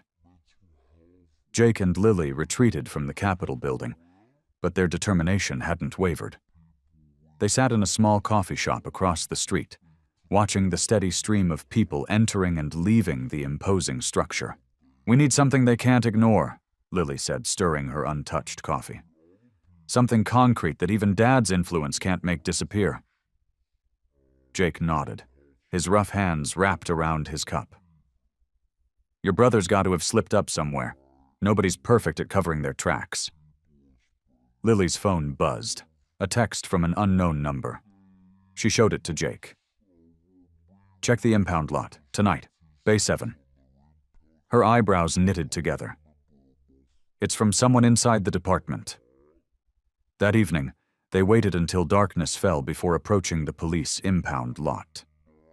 The security guard recognized Lily and waved them through, though he eyed Jake suspiciously. Row after row of damaged vehicles loomed in the shadows, silent witnesses to countless accidents and crimes. "Bay 7?" Lily whispered, leading the way with a flashlight. Her footsteps echoed off concrete walls. The vehicle they found was a black SUV with diplomatic plates, its front end crumpled. Jake ran his hands over the damage. "This matches the impact pattern from your accident." Lily circled the vehicle, her trained eye catching details. "Look at this," she called, pointing to a partially removed registration sticker. "It's registered to a shell company, but—" She peeled back the corner carefully, revealing another sticker underneath. "Wheeler Foundation," Jake read aloud. "Your family's charity?" They popped the hood, and Lily began searching methodically. In a hidden compartment near the engine block, she found a thick manila envelope. Her hands trembled as she opened it. Inside were documents, bank transfers, surveillance photos, and most damning of all, a series of text messages printed from Connor's phone. They detailed his plan to discredit Lily, viewing her as a threat to his political aspirations. The final message, sent hours before the hit and run, read, "She'll be on patrol tonight. Make it look like an accident." "He planned everything," Lily whispered, her voice thick with emotion. "He wanted me out of the way so he could position himself as Dad's political heir." Jake placed a steadying hand on her shoulder. "This is what we needed. These documents prove everything." They carefully photographed each piece of evidence with their phones, ensuring multiple backup copies. As they worked, a security camera above them blinked steadily, recording their discovery. "We need to move fast," Jake said, helping Lily gather the documents. "Once they realize we found this—" A car engine roared to life nearby, headlights sweeping across the impound lot. Jake pulled Lily behind a nearby vehicle just as a black sedan cruised past their location. "They're already watching," Lily breathed, clutching the envelope. "But it's too late. We have what we need." They slipped out through a side gate, the evidence secure. The dossier contained everything they needed: financial records, communications, witness statements, and irrefutable proof of Connor's involvement in the attack on his sister. As they rode away on Jake's motorcycle, Lily held tight to both Jake and the documents that would finally expose the truth. Her brother's careful planning had been his undoing. He'd kept records of everything, perhaps as insurance against their father. Now those same records would bring his schemes crashing down. The morning sun cast long shadows through the Venetian blinds of Senator Wheeler's office as Jake and Lily stood before the massive mahogany desk. The senator's face remained impassive, though his fingers drummed steadily on the polished wood. "This better be important," Senator Wheeler said, his voice carrying the practiced smoothness of a career politician. "I have a committee meeting in 30 minutes. Lily stepped forward, her police badge glinting at her hip. The manila envelope felt heavy in her hands as she placed it on his desk. "It's about Connor, Dad. About what he did to me." The senator's eyes narrowed, darting between his daughter and Jake, who stood slightly behind her, his leather jacket and rough appearance a stark contrast to the office's refined atmosphere. "I thought we were done with these wild accusations." "Not accusations anymore." Lily spread the documents across his desk. Bank statements, text messages, photos. "Connor planned the hit and run. He wanted me out of the way because he saw me as a threat to his political future." Senator Wheeler's face remained carefully neutral as he examined the evidence, but Jake noticed his hands had stopped drumming. The politician picked up one of the text messages, reading it carefully. "These could be fabricated," he said, but his voice had lost some of its certainty. "The documents came from your family foundation's vehicle," Jake spoke up, his voice steady. "The SUV used in the hit and run, it's still in the police impound lot, registered to one of your shell companies." The senator's facade cracked slightly. He picked up another document, then another, his movements becoming more agitated. "Where did you get these?" "Does it matter?" Lily asked. "What matters is that Connor tried to kill me. Your son, my own brother, was willing to run me down to advance his career." Senator Wheeler stood abruptly, walking to the window. His reflection showed a man struggling with an impossible truth. "You don't understand the pressure he's under, the expectations. Don't." Lily's voice cut through the air like a blade. "Don't you dare make excuses for him." The senator turned, his political mask slipping further. He looked at the evidence again. at the irrefutable proof of his son's crimes. His shoulders sagged slightly, the weight of reality finally breaking through his denial. "I've spent my entire career building this legacy," he said quietly. "Everything I've done, every decision I've made, was to secure our family's future. And that's more important than your daughter's life?" Jake stepped forward, his voice tight with controlled anger. The senator looked at Lily, really looked at her, perhaps for the first time in years. He saw not just his daughter, but a strong, capable woman who had nearly died because of his son's ambition. Ambition he had fostered and encouraged. "The evidence is conclusive," Lily said, her voice softer now but no less firm. "You can't make this disappear, Dad. Not this time." Senator Wheeler sank back into his chair, the careful construct of his political world crumbling around him. He picked up the damning text messages again, reading them one more time, as if hoping the words would somehow change. "My own son," he whispered, the words heavy with disbelief. "My own son did this." The office fell silent, except for the quiet ticking of an antique clock. Outside, the bustling sounds of the Capitol building continued, oblivious to the scene unfolding within these walls. Finally, Senator Wheeler looked up, his face aged years in minutes. The practiced political smile was gone, replaced by something raw and real. "What do you want me to do?" The press room of the Capitol building buzzed with anticipation. Reporters filled every seat, their cameras ready, notepads open. The afternoon sun streamed through tall windows, creating a spotlight effect on the empty podium.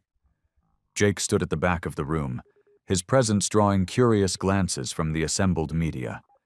He watched as Lily paced nervously near the side entrance, her police uniform crisp and neat. The weight of the moment hung heavy in the air. Senator Wheeler emerged from a side door, followed by his team of advisors. His usual confident stride was gone, replaced by the careful steps of a man carrying a heavy burden. He approached the podium, adjusting the microphone with trembling hands. "Good afternoon," he began, his voice lacking its usual polish. "I've called this press conference to address a serious matter concerning my family and my office." Camera shutters clicked rapidly. Reporters leaned forward in their seats, sensing the gravity of the moment. 2 weeks ago, my daughter, Officer Lily Wheeler, was the victim of a hit-and-run accident. The senator paused, swallowing hard. "Today, I must inform you that this was not an accident. It was a deliberate act orchestrated by my son, Connor Wheeler." Gasps filled the room. Reporters burst into frenzied whispers, and cameras flashed continuously. Connor's actions were motivated by political ambition and a misguided attempt to advance his own career at the expense of his sister's life. The senator's voice cracked slightly. "The evidence is conclusive and irrefutable. As we speak, Connor is being taken into custody by the state police." Lily stood straighter, her chin high, as murmurs rippled through the crowd.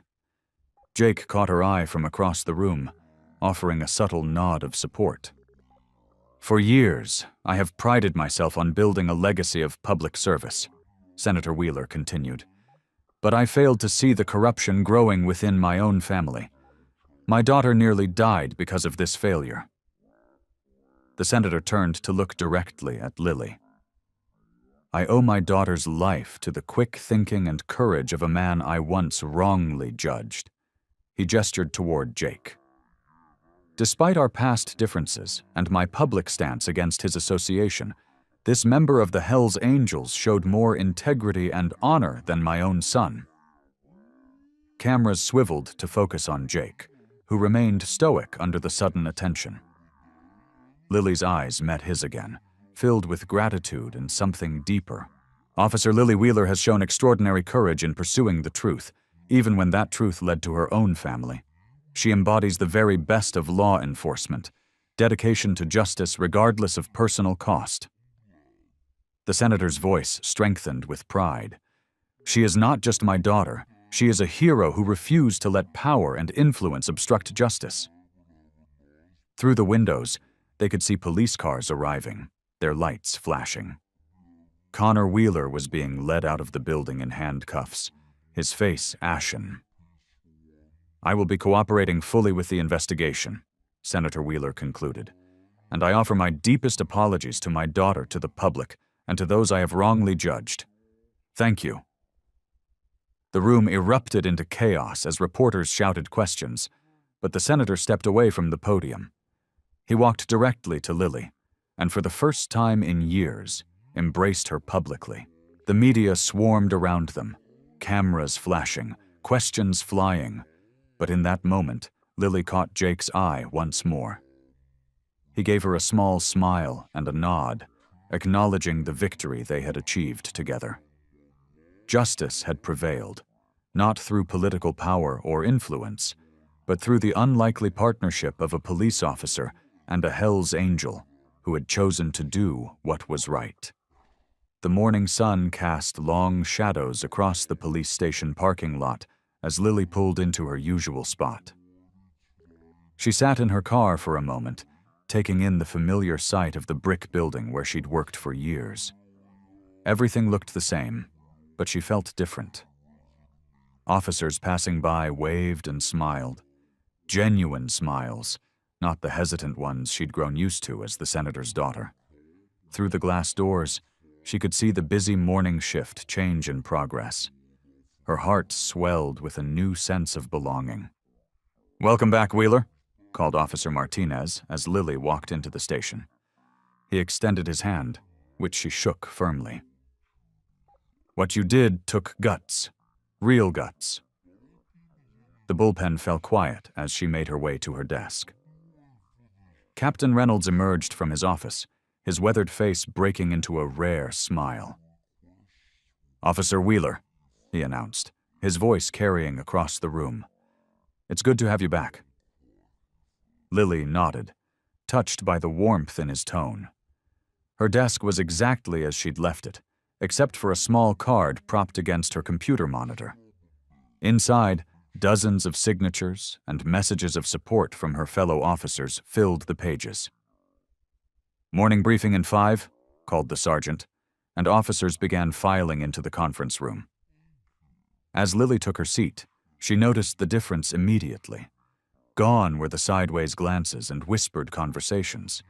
Her colleagues met her eyes directly, with respect. Captain Reynolds began the briefing, but paused after reviewing the night shift report. "Before we continue, I want to address something. What happened with the Wheeler case has shown us that corruption can hide anywhere, even in the highest offices. But it also showed us that integrity and courage can come from unexpected places." He looked directly at Lily. Officer Wheeler's dedication to the truth, regardless of personal cost, exemplifies what it means to wear this badge. And her willingness to work with someone she initially mistrusted, someone society had taught her to suspect, reminds us all to look beyond our prejudices. Across town, Jake was experiencing his own transformation. The morning news played on the TV at his favorite diner as he sipped his coffee. The waitress, Mary, who used to eye him warily, now served him with a warm smile. "You're quite the hero," she said, refilling his cup. "Never thought I'd see the day when a Hell's Angel would help crack a political scandal." Jake shrugged, uncomfortable with the attention, but appreciating the change in how people saw him. His phone buzzed with a text from his club president. "You did good, brother. Real good." Through the diner's window, he watched people walk past. For the first time in years, they didn't cross the street to avoid him. A mother even smiled as her little girl waved at his motorcycle parked outside. The news anchor's voice drew his attention back to the TV. In the wake of the Wheeler scandal, reforms are being proposed to address political corruption and police oversight. Senator Wheeler's resignation has sparked a broader conversation about accountability in public office. Jake's phone buzzed again. This time it was a message from Lily. "First day back on patrol. Thank you for helping me find the truth. You changed everything." He smiled, feeling the weight of years of being judged and misunderstood finally lifting from his shoulders. He wasn't just the tough guy in leather anymore. He was someone who'd stood up for what was right, someone who'd helped expose the truth. As he paid his bill and headed out to his bike, Jake noticed his reflection in the diner's window. He looked the same. Leather jacket, boots, the patches of his club proudly displayed. But like Lily, he felt different. His actions had helped bring down corruption at the highest level, and now he could walk tall, knowing he'd done something that mattered. The sunset painted the sky in brilliant oranges and pinks as Jake's motorcycle rumbled to a stop at Riverside Park. Lily was already there, sitting on a wooden bench overlooking the water. She'd changed out of her police uniform into jeans and a comfortable sweater, looking more relaxed than he'd seen her in weeks. Jake settled beside her on the bench, the leather of his jacket creaking softly. For a while, they just sat in comfortable silence, watching the river flow past. The evening air carried the scent of autumn leaves and distant wood smoke. "You know," Lily said finally, running her fingers through her hair, "a month ago, I would have arrested someone like you on sight." She glanced at him with a small smile. "Now look at us." Jake chuckled, the sound low and warm. "And I would have run if I saw a cop coming." He leaned back, stretching his legs out. Funny how things work out. A family walked past them on the path, the parents holding hands while their young daughter skipped ahead. The mother gave them a friendly wave, showing no concern at the sight of a police officer and a Hell's Angel sitting together. "Everything's different now," Lily mused, watching the family disappear around a bend. "At work, they actually see me for who I am, not just as the senator's daughter. Dad's reputation isn't hanging over me anymore." "Must be nice," Jake said softly, "being free of other people's expectations." Lily turned to face him. "What about you? How are things with your club?" Jake picked up a fallen leaf, twirling it between his fingers. "Better than I expected. Some of the guys give me grief about working with a cop, but mostly they're proud. We've always said we're about brotherhood and doing what's right. Now we proved it." The setting sun cast long shadows across their faces as they sat there, each lost in their own thoughts. A cool breeze rustled through the trees, carrying away the last warmth of the day. "I keep thinking about that night," Lily said quietly. "When you found me on the road, you could have just kept riding." "No," Jake shook his head. "I couldn't have." "Why not?" Jake was quiet for a moment, choosing his words carefully. "Because sometimes life gives you a chance to be the person you always wanted to be. That night, I chose to be someone better than my reputation."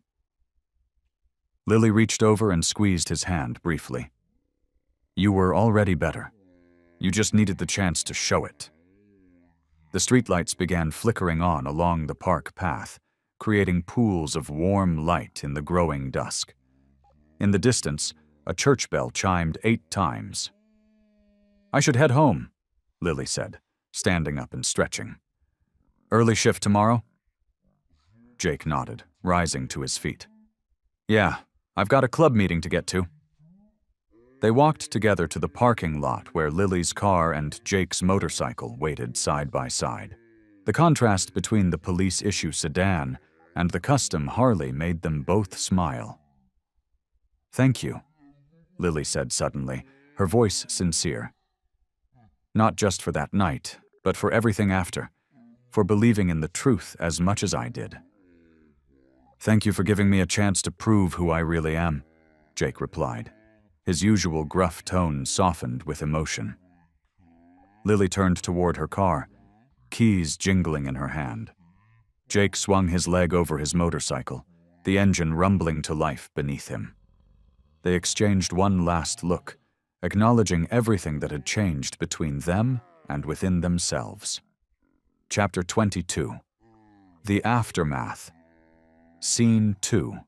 Jake stood in front of his bathroom mirror, wiping away the steam from his morning shower. The familiar face that stared back at him somehow looked different now. His eyes, usually hard and guarded, held a warmth he hadn't seen in years. The weight of his past, the fights, the accusations, the assumptions people made about him, felt lighter on his shoulders. Moving to his small kitchen, he started his morning routine. But even that felt changed. The coffee maker gurgled as he glanced around his apartment. What had once felt like just a place to crash now felt more like a home. Photos hung on the walls, new ones, including a newspaper clipping about the Wheeler case, with his name mentioned not as a suspect, but as a key figure in uncovering the truth. His phone buzzed with messages from the club. Instead of the usual calls to arms or warnings about rival gangs, they were planning a community outreach event. Jake smiled, remembering how his brothers had started looking at him differently after the Wheeler case. Some had even started following his lead, finding ways to help the community rather than intimidate it. The morning sun streamed through his window as he settled into his favorite chair, the leather worn smooth from years of use. His vest hung nearby, the patches and emblems catching the light. Once, they had been his whole identity. Now they were just part of who he was, not all of him.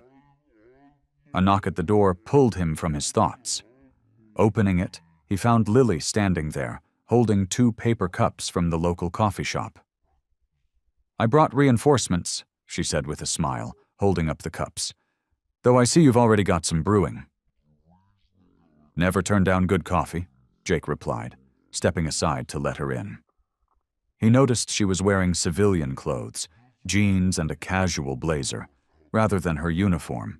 Lily walked in, taking in the apartment with curious eyes. "This is nice," she said, genuine appreciation in her voice.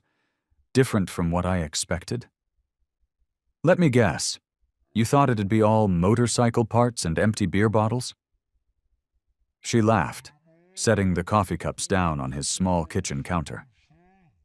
"Maybe, but I should know better by now than to make assumptions about you." Jake leaned against the wall, watching as she moved around his space with comfortable familiarity. It struck him how natural it felt having her there, how far they'd come from that night on the highway. "I was just thinking about everything that's changed," he said, accepting the coffee she offered. "A few months ago, I wouldn't have believed any of this was possible." Lily settled onto his couch, tucking one leg under her. "I know what you mean. Dad called yesterday, by the way. He's actually making changes in his policies, working with community groups instead of against them." "Including the Angels?" "Especially the Angels.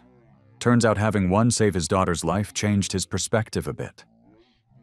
She took a sip of her coffee, her eyes twinkling over the rim of the cup. "Funny how life works out sometimes," Jake mused, settling into the chair across from her. Sunlight streamed through the window, warming the room and casting a gentle glow across them both. "Speaking of life working out," Lily said, setting her cup down, "I've been thinking about the future." The rumble of Jake's motorcycle filled the night air as they cruised down Highway 43. Lily sat behind him, her arms wrapped securely around his waist. The same stretch of road where everything had begun now felt different, almost sacred in a way. The moon hung full and bright above them, casting long shadows across the asphalt. Jake slowed the bike as they approached the spot where he'd found her that night. The gravel shoulder crunched under the tires as he pulled over, killing the engine. The sudden silence felt heavy with meaning. "Strange being back here," Lily said, swinging her leg over to dismount. She adjusted her leather jacket, a gift from Jake after she'd admitted to always wanting one. Jake nodded, propping the bike on its stand. Hard to believe it was just a few months ago. He walked to the guardrail, running his hand along the cold metal. The dent from the hit and run was still there, a permanent reminder of how their lives had intersected. Lily joined him, leaning against the rail. "I was so angry that night," she admitted, shaking her head. When I woke up in the hospital and saw you, a Hell's Angel of all people, I just assumed the worst. Can't blame you, Jake replied, a slight smile playing at the corners of his mouth. I probably would have thought the same thing in your shoes. He turned to face the empty highway, watching the occasional car pass by in the distance, their headlights cutting through the darkness. You know what I see now when I look at this spot? Lily asked, her voice soft but clear in the night air. She didn't wait for his response. I see the moment my life changed, not because of the accident, but because someone I would have never expected, chose to stop and help. Jake felt warmth spread through his chest, different from his usual tough guy demeanor. I see the moment I stopped letting other people define who I was, he said. The moment I realized I could be more than just what people saw on the surface. They stood in comfortable silence for a while, watching the stars twinkle above them. The night was cool, but not cold, perfect for riding. A gentle breeze rustled through the nearby trees, carrying the scent of pine and wild flowers. My dad asked me yesterday if I was ever going to transfer to a safer precinct, Lily said, breaking the silence. I told him I'm exactly where I need to be. This community, these people, they're worth fighting for. Jake nodded, understanding completely. He'd had similar conversations with his club members. Sometimes the best way to change things is from the inside out, he said. Show people there's another way. Like a cop and a Hell's Angel working together to expose corruption? Lily grinned, nudging his shoulder with hers. Exactly like that, Jake laughed, the sound echoing across the empty highway. He looked at Lily, seeing not the suspicious, injured officer from that first night, but a trusted friend who'd helped him find his own path to redemption. The headlights of passing cars swept over them periodically, illuminating their faces in brief flashes. Each of them had found something they weren't looking for on this stretch of road. Not just justice or vindication, but a friendship that defied expectations. They stood together at the guardrail, two people who had every reason to be enemies, but had chosen a different path. The night wrapped around them like a comfortable blanket, and the highway stretched out before them, no longer a place of tragedy, but a symbol of unexpected hope.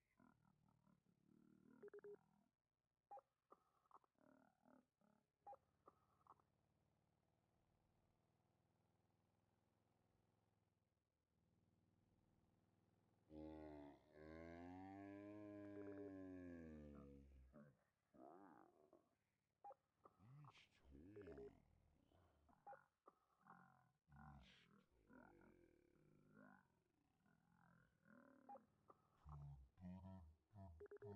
time to 42 again. So we're given the SOPs and stuff, and we need to go and read the SOPs and learn a couple of things and whatnot. Number 39, 1042. Again,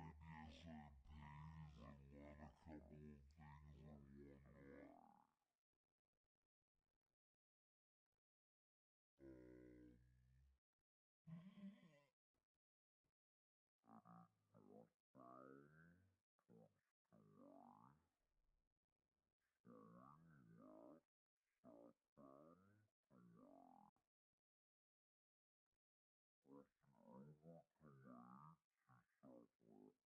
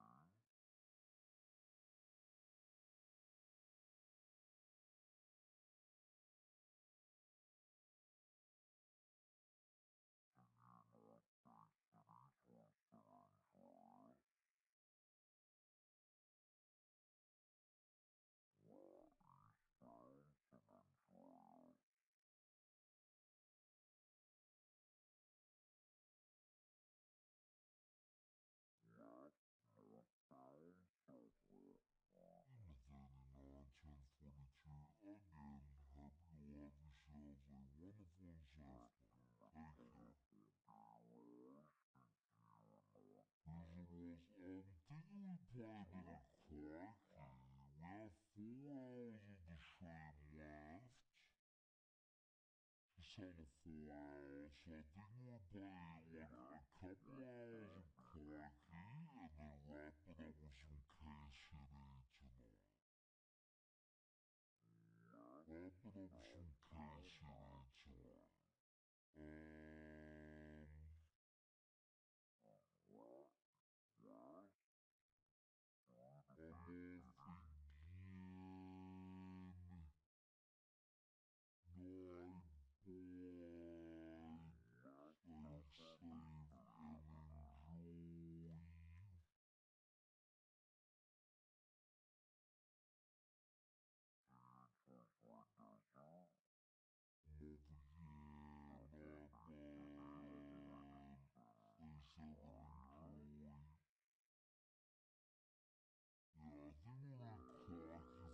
What do you mean? Hey, Nathan, silly. We didn't hate Nathan. Nathan's alright.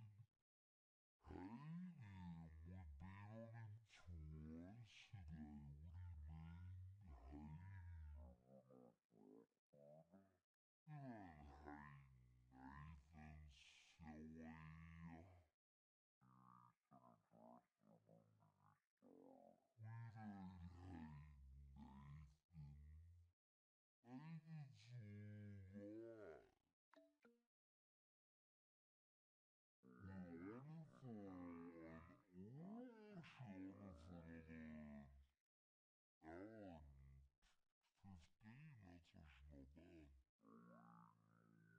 actually on for another hour and 15. That's actually not bad.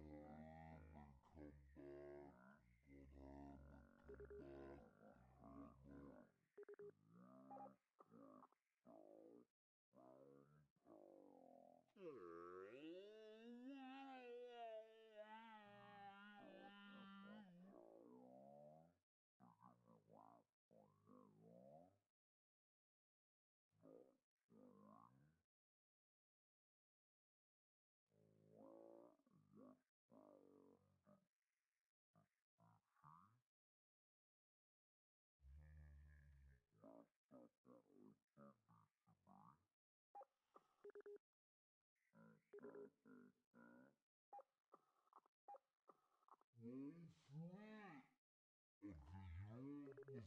let's do it. I'm not even thinking about it. Boom. It's how much I love Nathan. And that's usually the question getting asked. That's usually the question getting asked. Which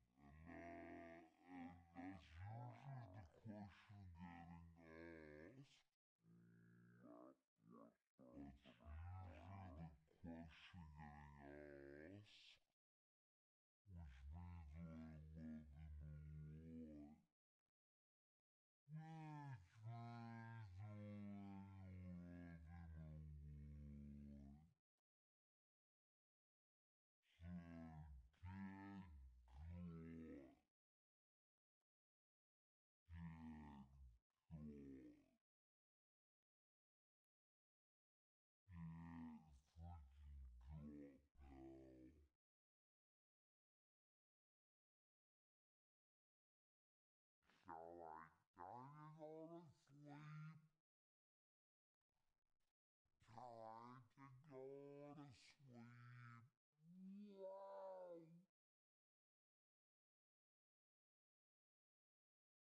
Yes, yes, President Vote. Yeah, well. Yeah, well, no, no, I'm cheating. I'm not cheating. I'll do it again. I'll do it again. So I'll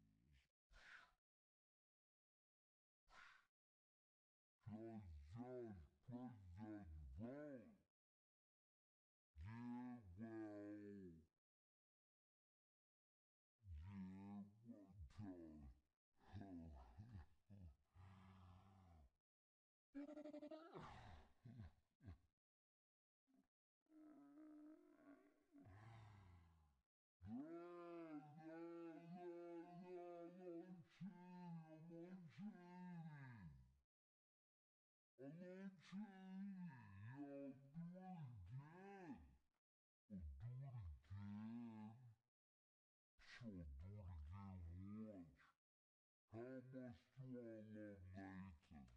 Boom. Boom. That's what I'm saying. Yep. See? See? Boom. That's right. That's right. I did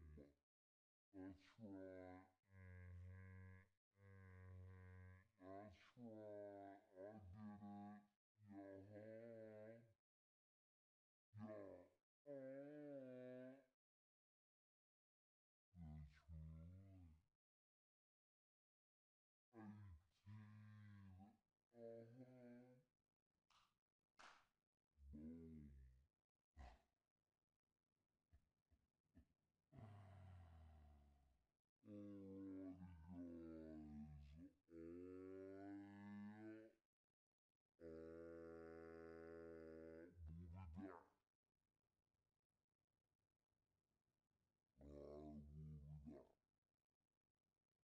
Alrighty, guys. We'll be back. I will be back. Just a quick little intermission break.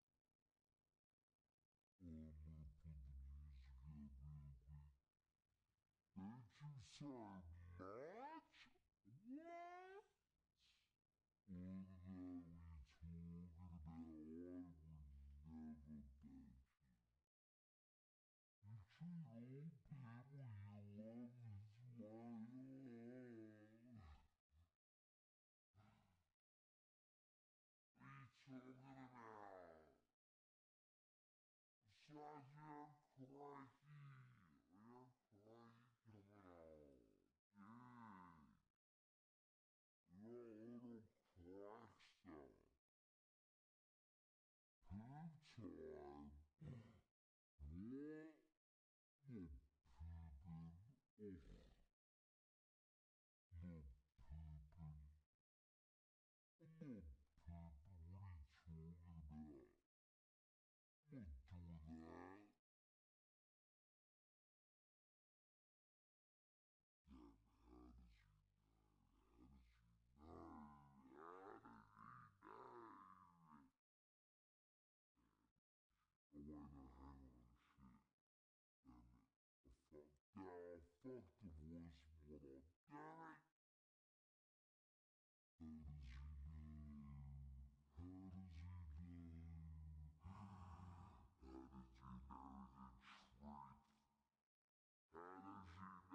fuck the voicemail up. Damn it! How does he know? How does he know? How does he know the truth? How does he know the truth? I'm not doing that. Silly.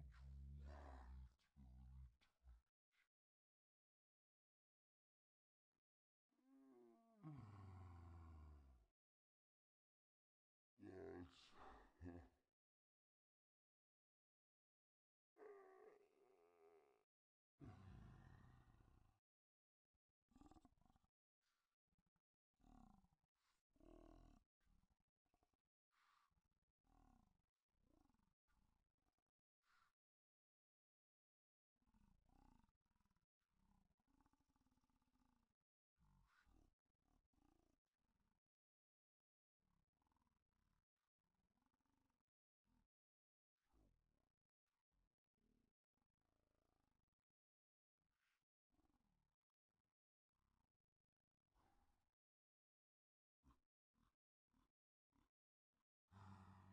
Alrighty, I'll be back. I'll be back when we come back.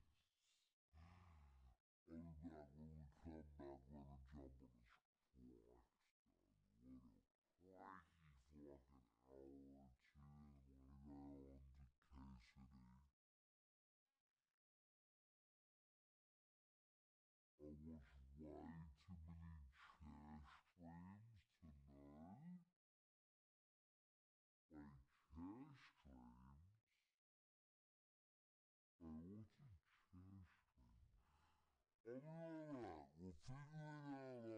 the fact.